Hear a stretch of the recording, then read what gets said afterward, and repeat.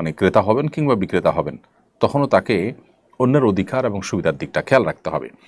আপনার আগের কম দামে কেনা জিনিসপত্র আপনি সরিয়ে রাখছেন, রমজানের দাম বাড়বে তখন আপনি সরিয়ে সেটা বিক্রি করবেন, পরিষ্কার এটি নাজায়েজ।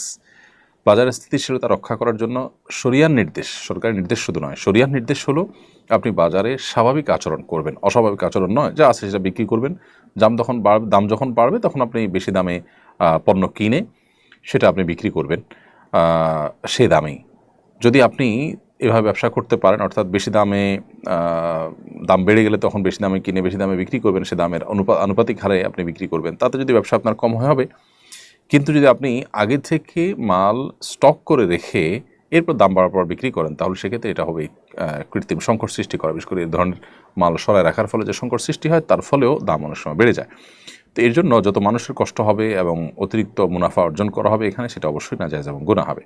নবী সাল্লাল্লাহু আলাইহি ওয়াসাল্লাম বলেছেন, সবচেয়ে উত্তম মানুষ হলো তারা যারা ক্রয়ের সময় এবং বিক্রয়ের সময় উভয় সময় মানুষের প্রতি সহমর্মিতা, আন্তরিকতা, অন্যের অধিকার এগুলোর পর সচেতন থাকে। সামহান ইদা রাহিমাল্লাহু ইমরাআন সামহান ইদা ইশতারা, যখন সে বিক্রি করে তখনও সে আন্তরিক থাকে, বিনয়ী থাকে এবং অন্যের অধিকারের উপর সচেতন থাকে, এবং যখন ক্রেতা হয় তখনও সে একই রকমের মোড তার মধ্যে থাকে। অতএব দাড়ি টুপি নিয়েও যারা এই কাজগুলো করছে তারা ইসলামকে সঠিকভাবে বুঝতে পারেনি বলে আমাদের ধারণা। আল্লাহ তাদেরকে হেদায়েত দান করে আমরা দোয়া করছি।